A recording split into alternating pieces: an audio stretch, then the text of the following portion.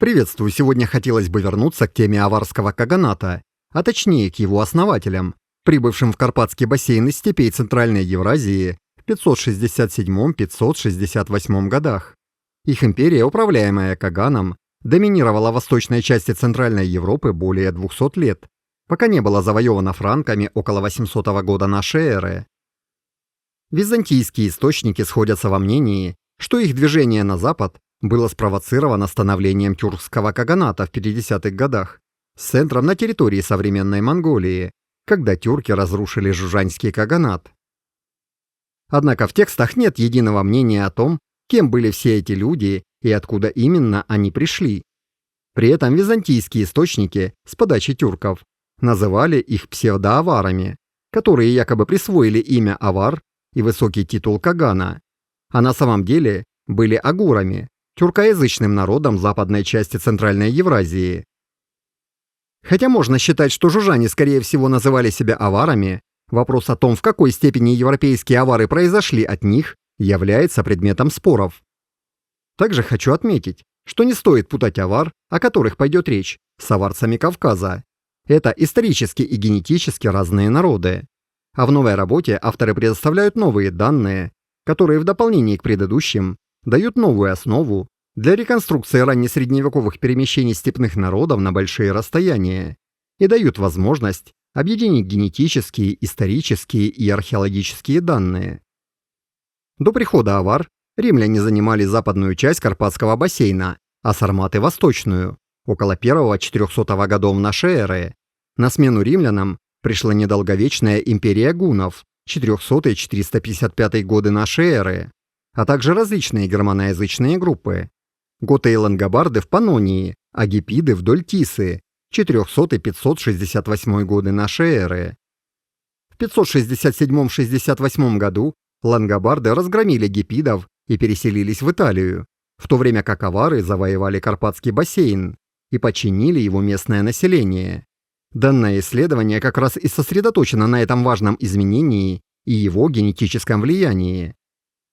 Предыдущие исследования с использованием однородительских маркеров предоставили наводящие на размышления генетические доказательства.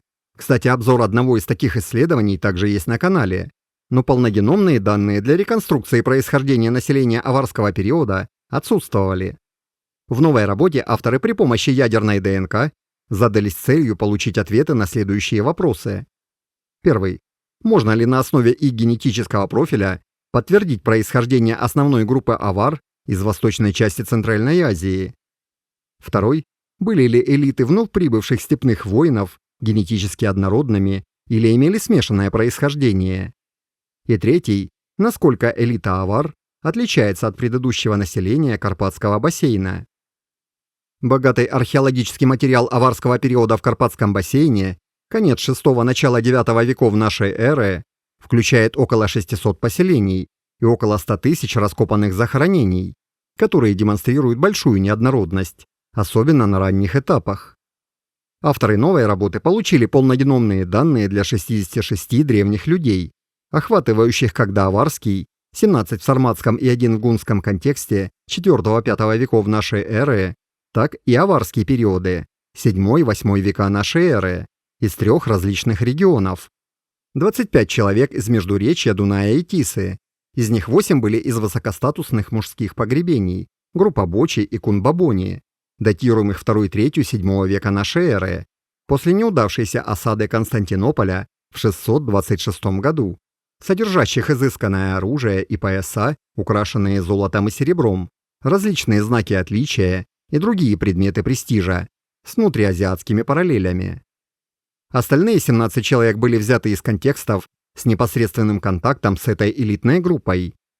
Авторы также обратили свое внимание на группу захоронений, найденных в основном к востоку от реки Тиса, Тисантуле, предполагаемого вторичного центра власти, которые имеют многочисленные культурные сходства с таковыми из восточноевропейских степей VI-VII веков нашей эры. Для них характерны одиночные захоронения или небольшие могильники, захоронение частей или целых животных, а также могилы с уступами или концевыми нишами. 12 из 17 образцов региона принадлежат к этой группе из Тисантулы. Еще 6 образцов аварского периода были из соседних регионов Карпатского бассейна и отражают неоднородность археологического материала и погребальных практик того времени, включая 2 богатых элитных захоронения из-за Дунайского края – Кёлькет, где археологические данные указывают на множество местных групп, демонстрирующих тесные связи со Средиземноморьем, а также с владениями мировингов в Западной Европе. Результаты. Геномная структура жителей до аварского периода. Анализ главных компонент демонстрирует заметные различия в генетических профилях между людьми до аварского и аварского периодов из Карпатского бассейна. За исключением единственных доступных 2 геномов гунского периода, все доаварские жители Карпатского бассейна попадают в рамки генетической изменчивости западноевразийцев. Они в основном пересекаются с современными жителями Центральной и Восточной Европы, хотя некоторые попадают в кластер к южным европейцам, особенно ранее описанная группа периода лангобардов, которая пересекается с современными южными итальянцами и греками. Сравнение доступных древних популяций Карпатского бассейна показывает, что 16 недавно проанализированных людей позднесарматского гунского периода 4-5 веков нашей эры близки, но все же отличаются от обитателей этого же региона 8-4 веков до нашей эры и частично ближе к людям лангобардского периода VI века нашей эры. Среди представителей позднесарматского периода люди из региона к востоку от Тисы, Тисантули, пересекаются с отдельными представителями Солода VI века, а обитатели междуречья Дуная и Тисы пока по-прежнему близки к жителям позднесарматского периода из Тисантулы 4-5 веков, но уже смещены в сторону представителя гунского периода V века и групп Железного века из степей, что подтверждается и в моделях примесей. Геномная структура жителей аварского периода. В отличие от предыдущих периодов, популяции аварского периода демонстрируют значительную генетическую изменчивость, поскольку отобранные образцы разбросаны по всей клине от популяции Западной Евразии до Северо-Восточной Азии. Однако, несмотря на эту общую неоднородность, существуют четкие закономерности генетической подструктуры, соответствующие как географии Карпатского бассейна, так и социально-археологическим категориям. Все люди из элитных захоронений на участках междуречья Дуная и Тисы имеют профили предков из Северо-Восточной Азии, попадающих вдоль генетической линии современных популяций от Алтая до Монголии и бассейна Амура. Они также в целом попадают под изменчивость древних людей, связанных с некоторыми из основных археологических культурных горизонтов Восточной степи, позднего Железного века и раннего Средневековья. Среди них довольно крупная группа состоит из жителей периода Хунну, 3 века до нашей эры, 1 века нашей эры, с монгольского плато, которые в целом очень неоднородны и ранее были сгруппированы в 3 кластера на основе их генетических профилей. Другие образцы включают жителей Саньбийского периода 1-3 веков нашей эры из Алтая и бассейна Амура, 2 человек периода гуннов и 1 человека жужанского периода VI века из современной Монголии. Было определено, что все эти люди, хотя и в разной степени смешаны с другими популяциями, имели восточноевразийский компонент, который прослеживается до древних северо-восточных азиатов, как неолитические охотники и собиратели пещеры Чертовы ворота Приморья. Генетический анализ не учитывает культурную принадлежность или хронологическую информацию, но тем не менее группирует представителей элиты аварского периода из междуречья Дуная и Тисы в соответствии с аварской хронологией – ранняя, средняя и поздняя. Все жители раннеаварского периода, за исключением одного младенца и человека, погребенного с типичными характеристиками группы к востоку от Тисы, образуют плотный кластер с высоким содержанием компонента древних северо-восточных азиатов. Они расположены между современными монголоязычными популяциями, например, бурятами с хамниганами, и нивхами с тунгусо-маньчжурскими народами, например, нигидальцами, нанайцами, ульчами и, собственно, нивхами. Помимо этого, представители раннеаварского периода близки к 3 жителям саньбийского времени из бассейна Амура. 3 из 6 жителей среднеаварского периода междуречья Дуная и Тисы группируются с представителями раннеаварского периода из того же региона. 2 других незначительно отклоняются от них в сторону Западной Евразии, а 1 из захороненных детей занимает промежуточное положение между западными и восточными популяциями Евразии. И, наконец, жители позднеаварского периода уже сильнее смещены от людей предыдущих периодов в сторону Западной Евразии. Моделирование родословной из восточно-азиатских степей у элит в основе аварского каганата. Моделирование генетического происхождения подтвердило, что представители аварской элиты междуречья Дуная и Тисы раннеаварского периода совместно с тремя их коллегами среднеаварского периода на 88-98% состоят из генетических компонентов, как у древних северо-восточных азиатов, в то время как в позднеаварском периоде количество этой родословной сократилось уже до 70-80%, а остальная часть их родословной происходит от источника, несущего более высокое западноевразийское происхождение. За исключением двух поздних обитателей междуречья Дуная и Тисы, носителями этого западноевразийского происхождения в равной степени могут быть как жители причерноморско-каспийских степей, так и популяции Карпатского бассейна IV-VI веков. Однако, противопоставляя попарные комбинации местных и неместных источников, авторы показали, что для большинства этих людей неместный источник был предпочтительнее местного, для которого лучше всего подходили представители Северного Кавказа VII века или современные жители Северной Осетии. Предполагаемые даты примеси у элит междуречья Дуная и Тисы подтверждают различия между представителями ранне- и позднеаварского периодов. Элиты раннего периода, а также три представителя среднего периода, представляют более древние даты примеси, совместимые с датой, оцененной для жителя жужанского периода VI века из современной Монголии, в то время как элиты позднеаварского периода и два человека среднего периода показывают значительно менее древние даты. В целом даты примеси для отдельных представителей элиты раннего и среднего периодов варьируются от IV века до нашей эры до III века нашей эры. А представители элиты позднеаварского периода демонстрируют более поздние даты примеси, которые попадают в периоды Жужань и ранних европейских авар, а точнее ближе к концу жужанского периода в групповом анализе. Стоит отметить, что представитель жужанского периода VI века из современной Монголии моделируется в рамках тех же пропорций, как и представители раннеаварского периода и часть жителей среднеаварского. Помимо этого, невзирая на значительное количество родственников в пределах одних и тех же участков, среди аварской элиты междуречья Дуная и Тисы, как в раннем, так и позднем периодах, у них не обнаружено следов близкородственных связей, то есть инбридинга, в их недавнем прошлом, за исключением одного случая. Тем не менее, восточная центральноазиатская отцовская линия NF4205, которая была обнаружена ранее как типичная для мужской части элит, захороненных в этом регионе, демонстрирует преемственность на протяжении всего среднего и позднего аварского периодов. Все 12 мужчин аварского периода из междуречья Дуная и Тисы несли линию N1A1A1A1A, NF4218, и все, кроме одного, могли быть отнесены к подветви NF4205, типичной для современных монгольских и забайкальских популяций. А вот разнообразие митохондриальной ДНК значительно выше. Это в сочетании с отсутствием геномных признаков инбридинга или довольно низким размером популяции могло свидетельствовать о практике патрилокальности, патрилинейности, а также о более высокой женской экзогамии, которая помешала бы близкородственным связям. Неоднородное происхождение в регионах, окружающих центр аварского каганата.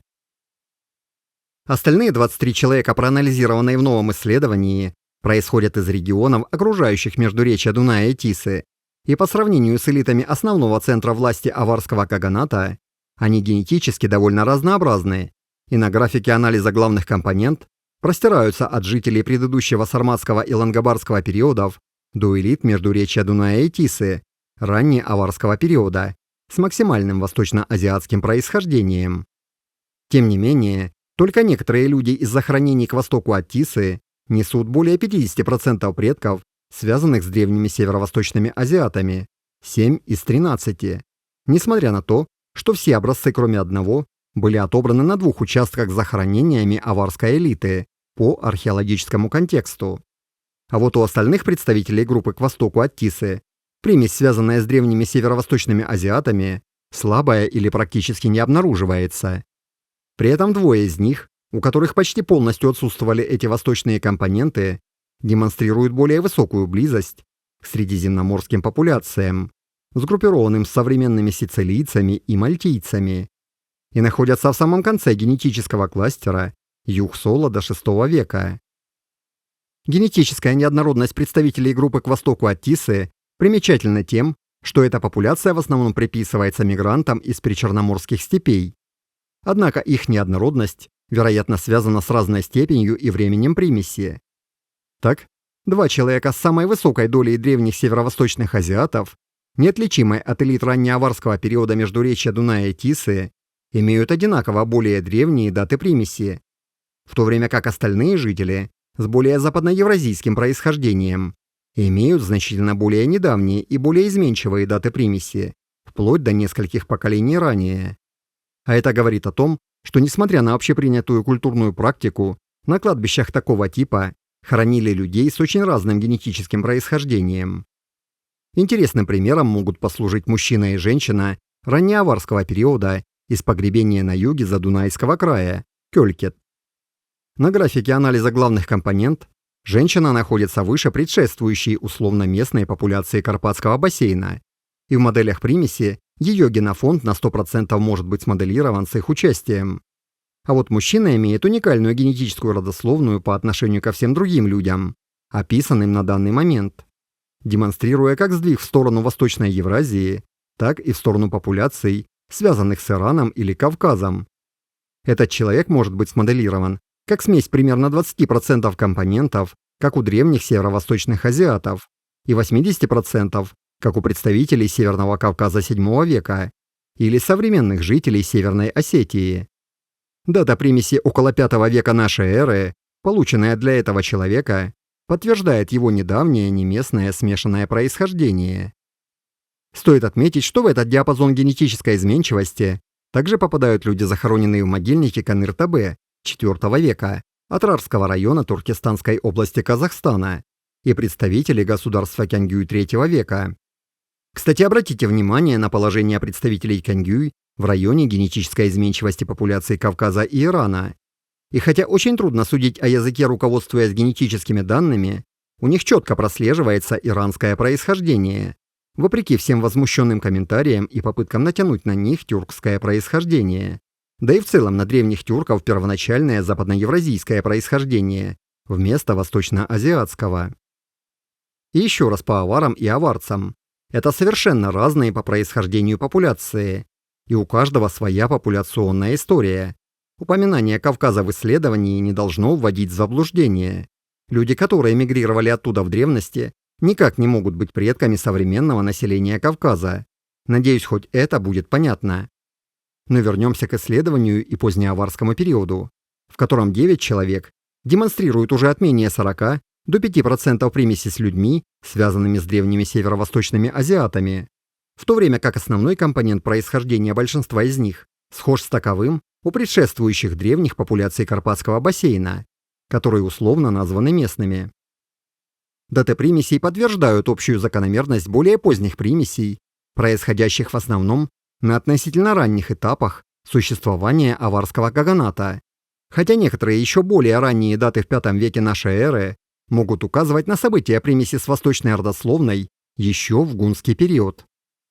Также стоит отметить, что за исключением ранее описанных случаев с двумя детьми, поток генов от аварской элиты к людям местного происхождения не наделял их более высоким статусом, и большинство людей, получивших восточноазиатскую примесь в своем недавнем прошлом, были захоронены на неэлитных участках. Итоги. Новые результаты подтверждают восточноазиатское происхождение ядра элиты аварского каганата из районов междуречья Дуная и Тисы, указывая на наличие преобладающего количества родословной древних северо-восточных азиатов с середины III-VII века до начала VIII века в ранний и средний аварские периоды. Данные также указывают на поразительное генетическое сходство аварской элиты с представителем жужанского периода, а также с древними жителями восточно-азиатской степи периода Хунну, и особенно с сяньбийцами из бассейна Амура. А вот представители ядра аварской элиты позднеаварского периода уже демонстрируют сдвиг в сторону более позднего смешанного с западноевразийским источником происхождения, примерно на 20-30% их родословной, причем связанной не с местными жителями доаварского периода Карпатского бассейна, а с генофондом как в степях к северу от Кавказа VII века или как у современных жителей Северной Осетии. Хотя авторы отмечают, что скудность данных из этого региона первого тысячелетия нашей эры не позволяет точно определить возможные источники этой примеси. Однако эта неместная примесь в сочетании с сохраняющимся относительно высоким количеством восточного происхождения, связанного с древними северо-восточными азиатами, и отсутствием близкородственных связей, может указывать на продолжающуюся миграцию из степей после первоначального прибытия авар в Карпатский бассейн. Но в качестве альтернативы эта примесь могла произойти и с группами более низкого статуса, не включенных в это исследование, которые, как утверждается, прибыли вместе с аварской элитой. Проще говоря, по ходу миграции с востока к аварам в районе Северного Кавказа могли прибиться попутчики, добровольно или нет, неизвестно. А потом по мере сокращения потенциальных пар, потомки попутчиков по статусу расценивались выше, чем местное население Карпатского бассейна. Высокий уровень восточного происхождения среди элит, сохранявшийся столетия и более после первоначальной миграции, может указывать на значительное количество прибывших, которые заключали браки между собой. Однако это также может указывать и на более поздний приток людей с Востока и продолжающиеся контакты с Центральной Азией. А тот факт, что восточным профилем обладали как мужчины, так и женщины, свидетельствует о том, что и мужчины, и женщины прибыли из Восточной Азии. В отличие от общих однородных генетических профилей с высокой долей древних северо-восточных азиатов, у элит Междуречья Дуная и Тисы люди из элитных захоронений в соседних регионах гораздо более разнородны. И хотя элиты к востоку от Тисы также демонстрируют самую высокую долю предков, связанных с древними северо-восточными азиатами, более сложные модели примесей могут быть результатом различных временных этапов этих связей с Восточной степью, возможно восходящих к гунскому периоду, или более поздним перемещением из степей в Карпатский бассейн. Здесь особенно примечательны двое представителей элит из Задунайского края – Кёлькет, с очень разным генетическим происхождением. Женщина имела несмешанный генетический профиль до аварского периода и похоронена с погребальными принадлежностями, связанными с позднеантичными, меровингскими и византийскими традициями. А генетическое происхождение мужчины указывает на степи к северу от Кавказа или другие регионы с преобладанием иранского генофонда. Эти данные указывают на появление генетически неоднородного слоя местной элиты под властью неместных аварских элит. Среди простых жителей раннего и позднего аварского периодов преобладал более западный генетический профиль, демонстрирующий сильную связь с населением Карпатского бассейна до аварского периода. При этом потомки этих людей после их связи с мигрантами, особенно в позднеаварский период, не получали какого-либо статуса. Поэтому авторы делают вывод о преимущественно однонаправленном потоке генов от элиты к местному населению. Аварский каганат в свое время очень сильно повлиял на демографию и политику в Карпатском бассейне. При этом свидетельства подобных перемещений населения во времена миграции гуннов V века, лангобардов VI века или мадьяр IX-X веков гораздо менее убедительны. А по этим периодам и популяциям еще остаются вопросы. И в отличие от этих пока еще плохо генетически задокументированных периодов, новые результаты обеспечивают надежную поддержку происхождения элиты авар раннего и среднего периодов в Северо-Восточной Азии. Также новые результаты уверенно указывают на то, что в раннесредневековом Карпатском бассейне существовала выдающаяся генетическая изменчивость, охватывающая почти всю изменчивость современной Евразии, и предоставляют четкие доказательства трансевразийских миграций на большие расстояния. А я благодарю за внимание и желаю всем хорошего настроения. А также хочу поблагодарить людей, которые помогают каналу материально. Ваша поддержка очень выручает и мотивирует, особенно в столь трудный период, когда порой внешние факторы не располагают к работе.